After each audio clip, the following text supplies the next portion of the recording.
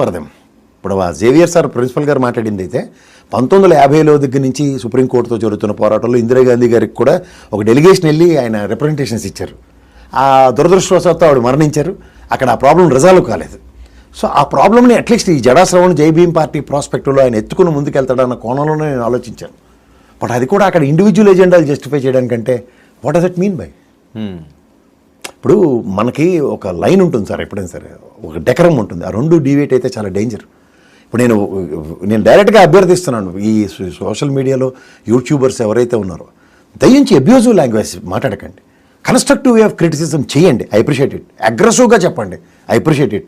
డేటాతో కన్ఫ్యూజ్ కాకుండా చెప్పండి, వాళ్ళని అష్టదిగ్బంధం చేయండి.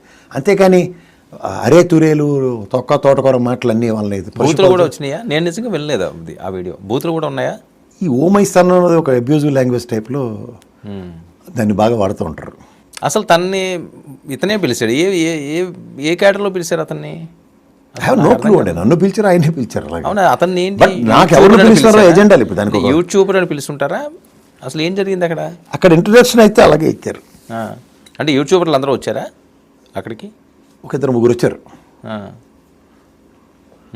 ఓవరాల్గా చాలా మందికి ఇన్విటేషన్స్ ఉన్నాయి. మీకు ఉంది invitation, if I'm not wrong.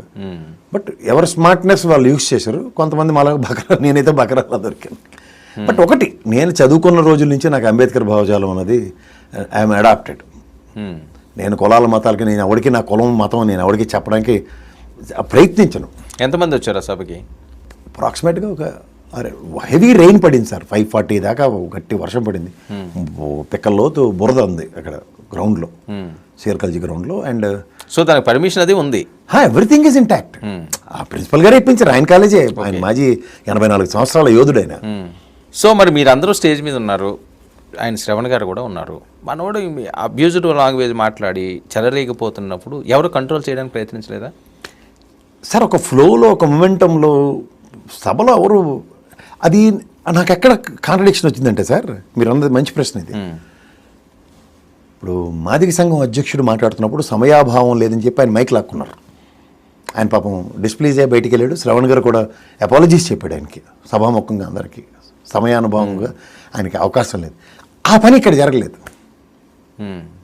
ఇప్పుడు it's a surprising thing for Ravan. ఆయన అగ్రెసివ్గా మాట్లాడు, ఏదో ఆ సామాజిక వర్గానికి పెప్టాక్లా ఉంటుంది, అది చాలా ఉపయోగపడుతుంది. వాళ్ళ అణగారిన వ్యవస్థకి ఇక్కడ జరుగుతున్న జుగుత్సాహకరమైన ఇష్యూస్ని ఆయన అడ్రస్ చేసి వాళ్ళకి మనోభావాలకి ధైర్యం ఇస్తాడు అనుకున్నా. బట్ పర్సనల్ ఎజెండా అయిపోయింది. రఘురామకృష్ణరాజు గారిని, పవన్ కళ్యాణ్ని అండ్ రాధా మనోహర్ని తిట్టడమే కాన్సెప్ట్. అంటే నేను రాధా మనోహర్ విషయంలో నేను కేటగిరీగా చెప్పదలుచుకున్నాను. పవన్ కళ్యాణ్, ఈయన రఘురామకృష్ణరాజు, వాళ్ళకి ఇతని సంబంధం ఏంటి అసలు? అక్కడ ఆకివీడు విషయంలో ఒకటండి, అది రఘురామకృష్ణరాజు గారు. ఈయనేమో నేను ఫ్యాన్ని, ఆ విధంగానే నేను మాట్లాడుతున్నాను అన్న ప్రాస్పెక్ట్లో ఇతను డెలివరబుల్స్ వచ్చాయి. సో ఒక్క మీటింగ్, కొన్ని మాటలు, ఈరోజు పరిస్థితి కష్టంగానే ఉంది. ఒక బోరగొడ్డ అనిలు, పోసాని కృష్ణమౌర్లి కాంబినేషన్, వాళ్ళకంటే దారుణంగా ఉంది కదా కాంబినేషన్ ఇది. అతనికి స్టేషన్లు తిప్పారు, ఇతనికి పోలీసు వాళ్ళు వాళ్ళ భాషలో అర్థమయ్యేలా చెప్పారు. నాకు చాలామందికి అర్థమవుతుందో లేదో నాకు తెలియట్లేదు సార్. ఓ సోషల్ మీడియా త్రూగా ఇన్ఫ్లుయెన్స్ చేసే యూట్యూబర్స్ అందరికీ నేను ఒక చిన్న రిక్వెస్ట్ కింద చెప్తున్నాను. ఏంటంటే ఇప్పుడు పివి సునీల్ గారు ఉన్నారు, అడిషనల్ డీజీపీ క్యాడర్ అయింది. అవును, ఆయనకే తప్పలేదు సార్. ఆయన బీహార్ నుంచి పరిగెట్టుకుని వచ్చాడు ఎఫ్ఐఆర్ అయితే. ఇప్పుడు మనకి ఎవడో ఒకడు ఉన్నాడు వెనక అసలు కాపాడేస్తాడని భ్రమల్లో ఉంటే ఇది చాలా తాత్కాలికమైన పీరియడ్. ఈ డెమోక్రసీలో కొడాలి నాని, వంశీ మాట్లాడిన మాటల కంటే అలా పార్టీకే 11 స్థానాలు పనిష్మెంట్ వచ్చింది భాష ప్రాస్పెక్టులో. ఇదేమో అతీతం కాదు. ఇక్కడ రేపు కర్మలుగా వెళ్తే యు కెనాట్. ఇప్పుడు ఎవరికో మండి, ఇప్పుడు చూడండి మనోభావాలు అని చెప్పి కేసు వేసేస్తున్నారు. ఆ ఎఫ్ఐఆర్ రిక్వెస్ట్ చేసుకోవాలి. ఇప్పుడు సమ్ ఎక్స్ ఎవరికో మనోభావాలు గాయమైనా ఆ మీద కేసు వేసేయడం కొందాం సార్. ఎగ్జాంపుల్, నేను ఇలా అతను బతిమాలుకోవాలి సార్, తప్పైంది, నేను మేము అట్లా ఆ ఎఫ్ఐఆర్ కొట్టించుకోవాలి. కానీ ఎఫ్ఐఆర్ కొట్టించుకోకుండా నేను రోజు ఏంద్రా నా ఇష్టం, నాకు వాక్ స్వాతంత్రం ఉందంటే ఆ రిప్లికేషన్స్ నేను ఫేస్ చేయాలి. ఇవాళ సమ్ సర్కమ్స్టాన్సెస్లో నాకు ఎక్స్క్యూజ్ దొరకవచ్చు, బట్ డౌన్ ద లైన్ ఇదే చెప్తున్నాను. చాలామంది ఒక పార్టీల పరంగా ఓన్ చేసుకుంటే వాళ్ళు లీగల్ సెల్ ఎవరు వస్తారనుకుంటే మా కేవీఆర్ నిజంగా జర్నలిస్టులు 10 సార్లు పరిగెట్టుకుని వెళ్ళారు, అడ్డారు, చాలాసార్లు బాగుంది. కానీ ఎఫ్ఐఆర్ అనేది విజయనగరం డిస్ట్రిక్ట్లో ఫైల్ అయితే ఏం చేయగలిగారు? లీగల్ ప్రొటెక్షన్గా ఎఫ్ఐఆర్ క్వాష్ చేయగలిగింది హైకోర్టులో? కోర్టు హాలిడేస్ ఇవన్నీ ఎక్స్క్యూజ్ అందరికీ తెలుసు. అలాంటప్పుడు అండర్ గ్రౌండ్కి వెళ్ళమన్నారు, బాగానే ఉంది. అండర్ గ్రౌండ్కి వెళ్ళినప్పుడు ఇంకా స్పెసిఫిక్గా అసలు ఎక్కడ కనబడకుండా ఇంకో 2-3 నెలలు ఎంతకాలం వెళ్ళిపోతారు అండర్ గ్రౌండ్కి? వాళ్ళు చూడండి, ఆ కిషోర్ ఆయన డిప్యూటీ వైస్ చైర్మన్, అవును, ఆయన అలాగే ఏమైంది, నేను మొన్న మీరు కూడా అడిగారు డిబేట్లో, కోడి మాంసంకి వెళ్తే దొరికిపోవడం ఏంటండి అని. ఏం చేశాడు, ఫోన్ ఆపుకున్నాడు, అంతా బాగుంది, స్మార్ట్ స్కానర్ ఓపెన్ చేసి పేమెంట్ చేశాడు కోడి కోరుకొని. ఏమైంది? ఇవాళ పోలీస్ వ్యవస్థ, అందులో తెలంగాణ పోలీసులు సెక్యూరిటీ ఎలా ఉంది, 10-15 నిమిషాల్లో చేసి పెట్టేసుకుంటున్నారు. ఎవరో ఎందుకు మీకు? ఆవిడ మాజీ, ఇప్పుడు ఈ ప్రజెంట్ ఎమ్మెల్యే, ఆలగడ్డ ఎమ్మెల్యే, మాజీ ఎమ్మెల్యే, అప్పుడు ఉన్న కిడ్నాప్ చేస్తే పట్టక్కమని 14 నిమిషాల్లో పట్టుకుంది పోలీస్ వ్యవస్థ. గ్యాప్కుందా? వాళ్ళకన్నా మనం ఏమైనా తీసి మార్గంలో సార్. ఏదో సంయమనాలు పాటించండి, విచక్షణ కోల్పోవద్దు. ఇవాళ రావణ్కి జరిగింది మంచో చెడ్డో అనేది కాదు, వ్యవస్థతో మనం పెట్టుకోలేము. ఇప్పుడు ఆపరేషన్ కగార్ అన్న నేపథ్యంలో దేశంలో కనబడిన ప్రతి నక్సలైట్ని నిర్మూలించింది ఈ ప్రభుత్వం. ఎంతమంది నక్సలైట్లకి సింపతైజ్ చేస్తున్నారు, ఏం చేయగలిగారు చెప్పండి?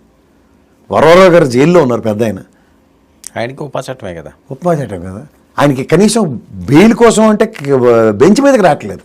రావణ పరిస్థితి కూడా అలాగే ఉంటే ఛాన్స్ ఉందండి. అంటే కొంతమంది, అంటే నాకు అనిపిస్తుంది ఏంటంటే sir, some people have taken it as granted. YouTubers కొంతమంది ఏది పడితే అది మాటేస్తే అయిపోతుందన్న కోణంలో ఉన్న వాళ్ళకి ప్రభుత్వ తరఫున హెచ్చరిక అంటే ఇలాంటివి కొంచెం స్ట్రాంగ్ అండ్ స్ట్రింజెంట్ యాక్షన్స్ ఉంటాయి అని ఎక్స్పెక్ట్ చేస్తున్నా. బట్ లా ఈజ్ లా, లీగల్గా అది కోర్టులో వాళ్ళు చూసే దృక్పథం మీద ఆధారపడి. అంటే ఇప్పుడు హిడ్మానో లేకపోతే కొంతమంది ఈ మావోయిస్టులు ఇలాంటి వాళ్ళందరినీ ఇతను ఎంకరేజ్ చేస్తుంటాడు, దాని గురించి వీడియోలు పెట్టడం, సనాతనం అనే అంశాన్ని జరగడం, మత విద్వేషాలు రెచ్చగొట్టడం, ఈ వీడియోలు అన్నీ దొరికినాయి అంటున్నాడు కదా అతని ఫోన్లో. కొంతమందితో చాటింగ్లు, కొంతమందితో కాన్వర్సేషన్. ఫోన్లో ఏముందో ఈ టాగోణితాల కన్నా ఇప్పుడు ఒక సిచ్యువేషన్లో అతని మీద అభియోగాలు మోపడం అనేది ఒక కాన్సెప్ట్ అయితే, అభియోగాల్ని కోర్టు పరంగా ప్రూవ్ చేయడానికి వాళ్ళ దగ్గర ఎవిడెన్సెస్ అనేవి చాలా ఇంపార్టెంట్. అవేవి లేకుండా ఇంత సీరియస్గా ఫస్ట్ ఫేజ్లో ఆర్గ్యుమెంట్స్, ఇప్పుడు మెజిస్ట్రేట్ గారి దగ్గరికి రాత్రి తీసుకెళ్తారు, సరే ఇట్లా దేశద్రోహ చట్టాలు ఇవన్నీ మేము పెట్టదలుచుకున్నాం అదని మాట్లాడినప్పుడు ఫస్ట్ రిమైండ్ ఏమంటారా అన్న కాన్సెప్ట్లోనే ఉంటుంది. ఇంత సీరియస్గా ఎన్ని సెక్షన్లు పెట్టడం, ఉపా చట్టం పెట్టడం,